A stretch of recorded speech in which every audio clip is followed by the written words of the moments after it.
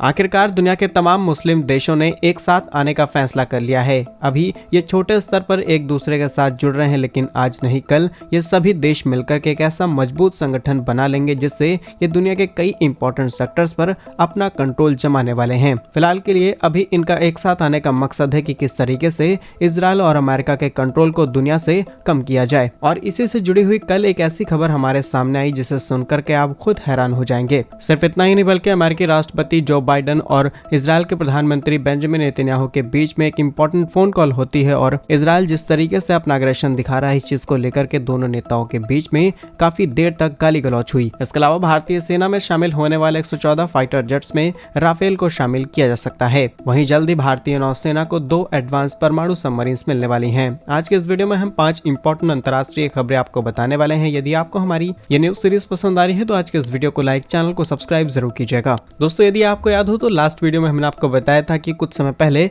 Middle east के अंदर कुछ झटके महसूस किए जाते हैं। ये झटके ज्यादातर ईरान वाले सेक्शंस में देखने को मिलते हैं, लेकिन इसका एक काफी बड़ा हिस्सा इजराइल तक भी पहुंचता है। जिसके बाद दुनिया ने ये अंदाजा लगा लिया कि कहीं ईरान की तरफ से किसी भी तरीके के परमाणु हथियार का परीक्षण तो नहीं किया गया। और इसी खबर में असली खेल सामने निकल के आता है। हिंदुस्तान टाइम्स की रिपोर्ट के मुताबिक जैसा ही दुनिया को ये अंदेशा हुआ कि अब ईरान एक परमाणु शक्ति बन सकता है, वैसे ही अरब देश, चाहे सऊदी अरब की बात हो, यूएई की बात हो या फिर तमाम मिडिल ईस्ट के अंदर मौजूद देश, उन्होंने फैसला कर लिया कि अब वो ईरान के साथ खड़े रहेंगे। ये कुछ इंटरनल रिपोर्ट्स हैं जिनके सर्वेस के हिसाब से हिंदुस्तान टाइम्स ने इस बात को बताया है। सिर्फ इतना ही नहीं बल्कि ईरान परमाणु शक्ति बन जाएगा और वो कभी भी किसी भी अरब देश के ऊपर हावी हो सकता है। ऐसे में ऑलरेडी 57 मुस्लिम देशों का संगठन OIC सब एक साथ खड़े रहते हैं और ये सभी देश जानते हैं कि आज नहीं कल अगर इनका इजराइल के साथ कोई बहस हुई या फिर अमेरिका के साथ, तो अमेरिका इजराइल के माध्यम से इन देशों को भी बर्बाद कर देगा। और इसी चीज को लेकर के सभी अरब देशों के इंटरनली ये बातचीत शुरू हो चुकी है कि जिस तरीके से ईरान परमाणु शक्ति की ओर आगे बढ़ रहा है, अगर ये परमाणु सफल परीक्षण कर लेंगे तो सभी देश इनके साथ खड़े हो सकते हैं। और इजराइल जो लगातार लोगों की जान ले रहा है, अमेरिका की मदद से इन दोनों ही देशों की ताकत को कमजोर किया जा सकता है। तो जियोपॉलिटिक्स कभी भी सेम नहीं रह सकती है। आज मिडिल ईस्ट में मौजूद तमाम देश जो अमेरिका के साथ खड़े हैं, वो कल को ईरान के साथ भी खड़े हो सकते हैं। तुर्की, स्पेन जैसे देश ऑलरेडी इन देशों के साथ हाथ मिलाकर के आगे बढ़ रहे हैं और अब बारी है मिडिल ईस्ट में मौजूद तमाम देशों की। बाकी इन देशों की एकता पर आप क्या सोचते हैं, कमेंट्स में जरूर बताइएगा। नेक्स्ट इंपॉर्टेंट अपडेट की बात की जाए तो भारतीय सेना में अब जो फाइटर जेट्स आने वाले हैं, जिसको लेकर के एक लंबे समय से बातचीत चल रही है मिनिस्ट्री ऑफ डिफेंस में और अलग अलग गवर्नमेंट बॉडीज में कि जो 114 फाइटर जेट्स भारत में आने हैं, इसमें किस कैटेगरी के फाइटर जेट्स को फिट लाया जाए। लेकिन राफेल जिस हिसाब से पावरफुल फाइटर जेट बनकर के उभरा है, अब उम्मीद लगाई जा रही है कि ये 114 फाइटर जेट में एक काफी बड़ा नंबर राफेल का होने वाला है। रिसेंटली चाइना की तरफ से एक स्पाई बॉलून भारत की तरफ आता है जिसको राफेल हवा में ही मार देता है और उसके बाद इसकी चर्चा पूरे देश में होने लगती है। लेकिन राफेल के अंदर कई ऐसी खूबियां हैं जिसकी वजह से सेना इसे पहला प्रेफरेंस देने में कोई कसर नहीं छोड़ रही। इसकी लो मेंटेनेंस हो या फिर लो ऑपरेशनल कॉस्ट, इन सभी चीजों को ध्यान में रखते हुए खुद स्पेशलिस्ट इस बात को बोल रहे हैं कि इस फाइटर जेट को नजरअंदाज नहीं किया जा सकता। लेकिन एक और समस्या सेना के सामने आ रही है जहां पर इसके प्राइस पहले से और ज्यादा बढ़ चुके हैं। यदि आपको याद हो तो साल 2016 में फ्रांस की कंपनी रसॉल्ट एविएशन और भारत सरकार के बीच में 126 लड़ाकू विमानों का एक कॉन्ट्रैक्ट साइन किया जाता है, लेकिन कीमत ज्यादा होने की वजह से सिर्फ 36 राफेल हमें मिल पाते हैं। यानी कि कहाँ 126 लड़ाकू विमान थे और उसी सेम प्राइस में हमें सिर्फ 36 फाइटर जेट मिल पाते हैं और उनकी कीमत उस समय लगभग 60,000 करोड़ रुपए थी। और अब तो जिस तरीके से दुनिया भर में महंगाई बढ़ रही है, आगे चल के इनकी कीमतें और ज्यादा बढ़ जाएगी। तो जिस हिसाब से हमने अंदाजा लगाया था कि 114 विमान हम खरीद सकते हैं, आज की तारीख में अगर उसी प्राइस पर हमें ये विमान खरीदने हो तो सिर्फ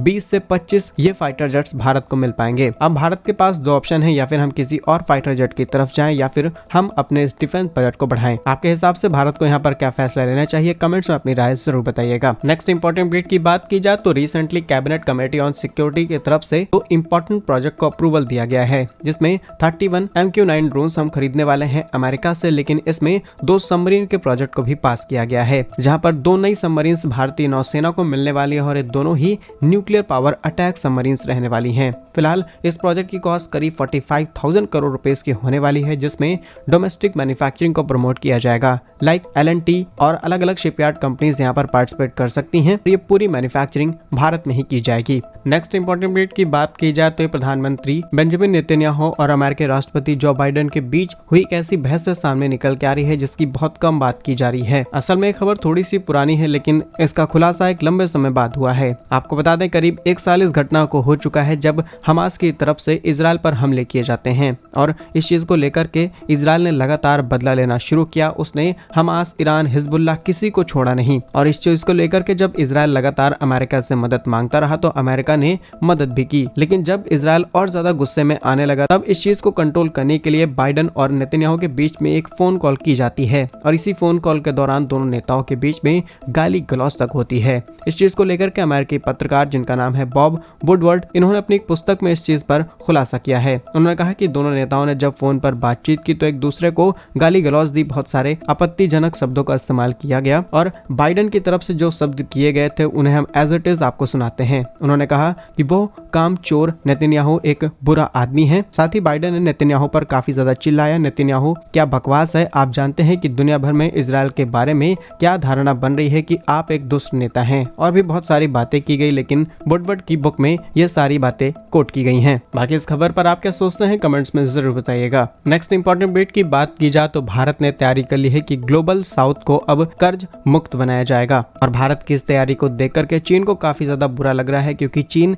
इस तरीके से काम करता है, दुनिया भर को अपने डेट ट्रैप में फंसाने की कोशिश करता है। आप जानते होंगे कि चाइना दुनिया भर के अंदर बड़ी इन्वेस्टमेंट करता है, उसके बाद उन देशों में उन्हीं प्रोजेक्ट को अपने लोगों को सौंप देता है, और जब वो देश कर्ज नहीं उतार पाते तो उन देशों के उस प्रोजेक्ट पर चाइना पूरी तरीके से कब्जा कर लेता है। इसी चक्कर में आज आधा पाकिस्तान बर्बाद हो चुका है, मालदीव, श्रीलंका, इन देशों ने बहुत कुछ खो दिया। लेकिन भारत एक नई स्ट्रेटजी के साथ आगे बढ़ रहा है। भारत चाहता है कि इन देशों को तो कर्ज दिया जाए, पाकिस्तान को हटा करके, कि ताकि वो अपनी ग्रोथ को अच्छे से बढ़ा सकें, लेकिन इस तरीके का कर्ज ना दिया जाए कि हम उन्हें गुलाम बनाने की तरफ आगे बढ़ें। सबसे बड़ी बात यही कि ग्लोबल साउथ के अंदर जो अलग अलग देश हैं वो भारत के प्रति अब अपना भरोसा बढ़ाना शुरू कर चुके हैं। यूनाइटेड नेशन के अंदर भारत के स्थायी प्रतिनिधि राजदूत, जिनका नाम है पी हरीश, उन्होंने दुनिया को इसके बारे में बताया। उन्होंने कहा कि आज दुनिया ने भारत के ऊपर भरोसा करना शुरू कर दिया है, और हम चीन के तर्ज पर काम नहीं करते, बल्कि हम उस तरीके से काम कर रहे हैं ताकि ग्लोबल साउथ को कर्ज के जाल में न फंसाया जाए, और जिन देशों ने